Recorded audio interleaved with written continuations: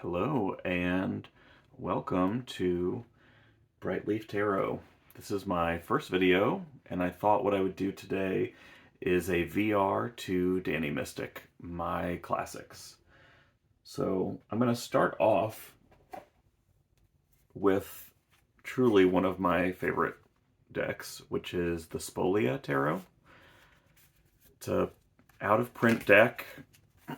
Its cardstock is pretty thick. I honestly wish it was a little bit easier to manage. Ironically, this is addition to the shuffle version, which I do not find to be any more easy to shuffle than the original. But I do love this deck. It's a collage deck, great colors, great imagery.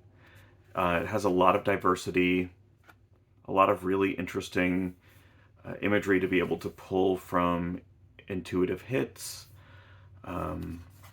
Yeah, I just really love it. I don't know, there's something about it that I just connect to, and that's the Spolia Tarot. And then I think maybe the next one I'm going to show is the Druidcraft Tarot.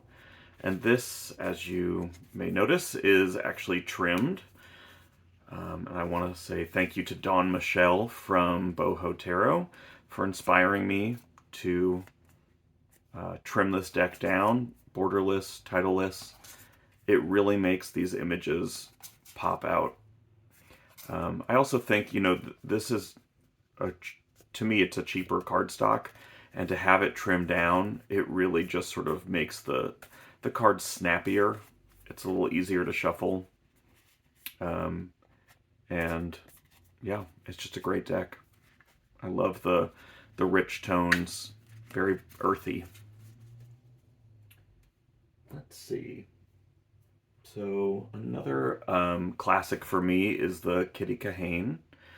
This is another out-of-print deck. If I didn't mention it already, the Spolia is out of print, unfortunately. And the Kitty Kahane, although they did just do a reprint of this, of the German edition, and I was able to find that pretty easily on eBay. So if you're looking for a reprint of Kitty Kahane and you can handle German titles, then I really recommend it.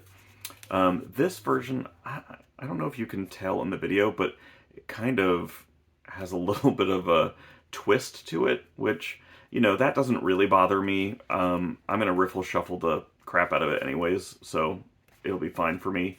But the new German edition has a better cardstock that I think is going to hold up a little better.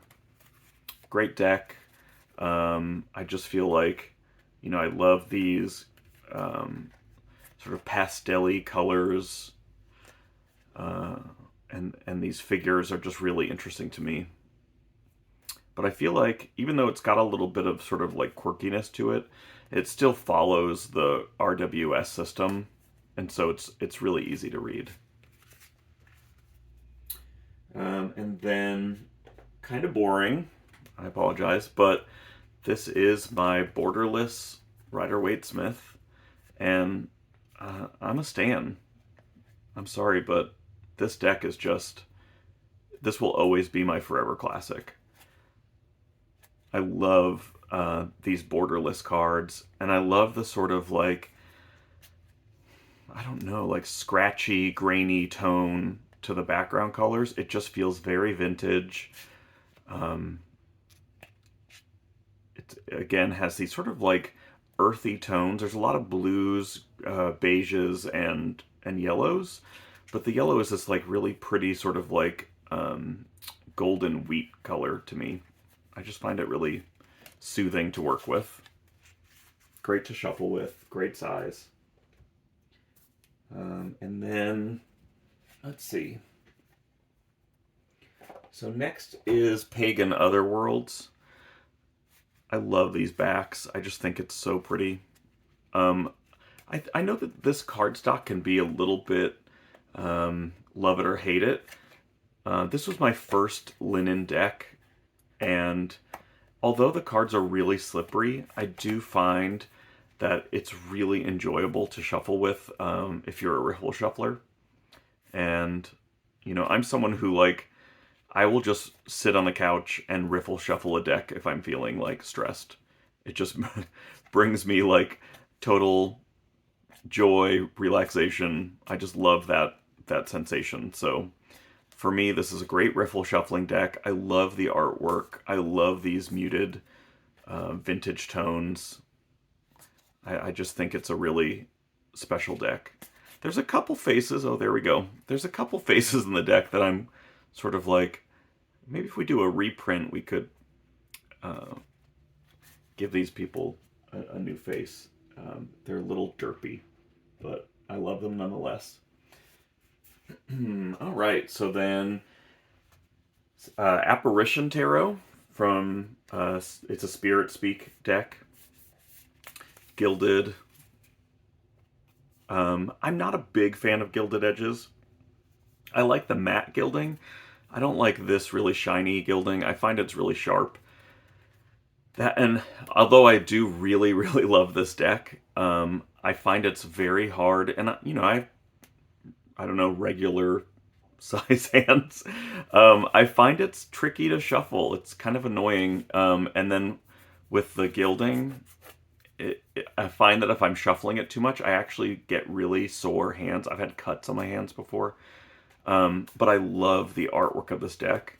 Here's a really great Hermit card. It's really intuitive.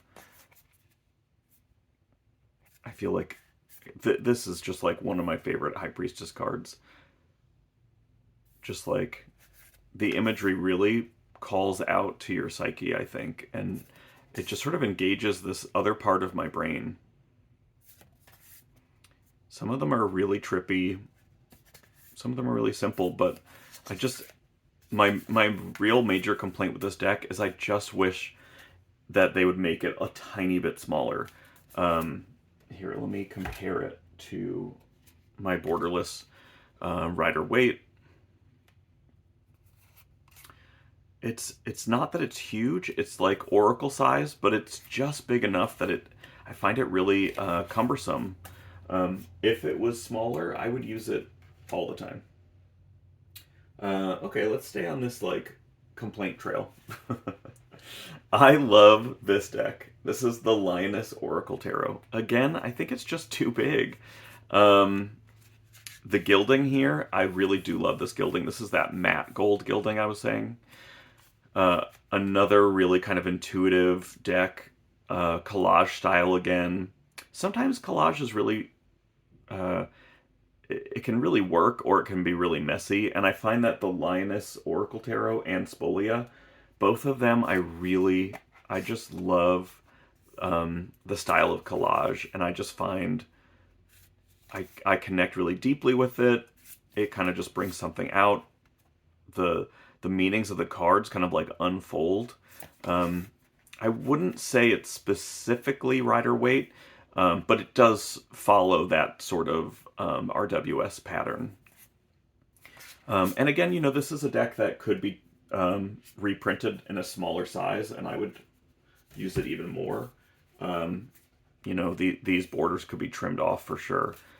It is almost exactly the same size, tiny bit bigger than the Apparition Tarot. But Linus Oracle Tarot, I don't see people using it enough, and I think it is just such a profound and beautiful deck. And I mean, come on. It's cute. Great deck. Really, really love it. Definitely a classic for me. Here is another out of print. This is the Circo Tarot.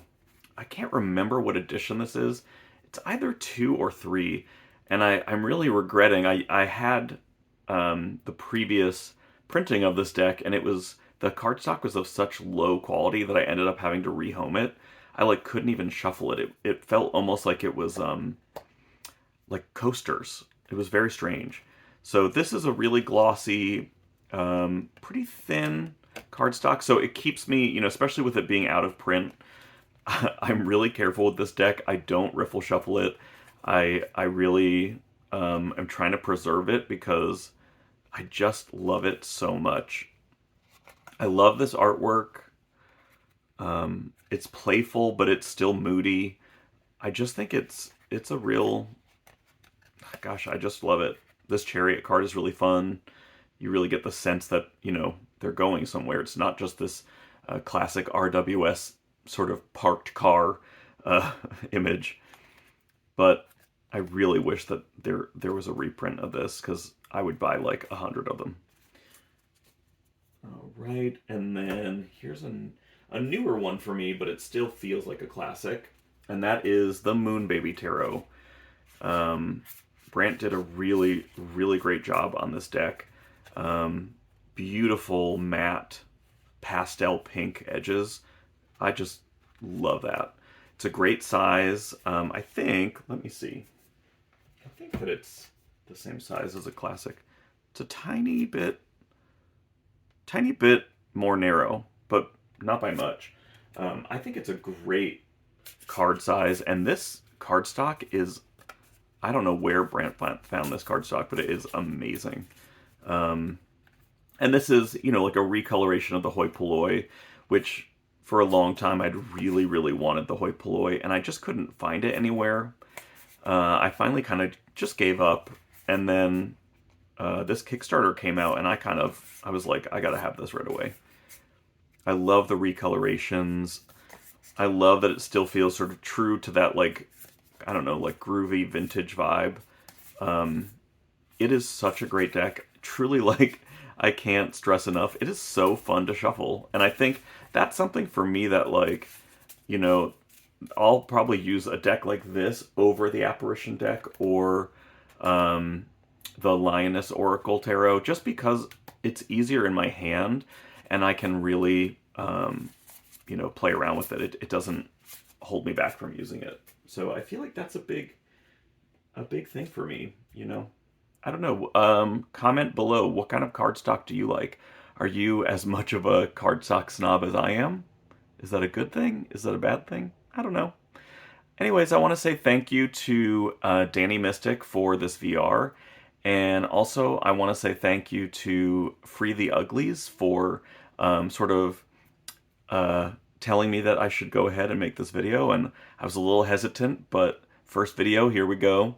I thank everybody who's watching for your support, and I really appreciate it. And hey, maybe I'll see you again soon. Thank you. Bye.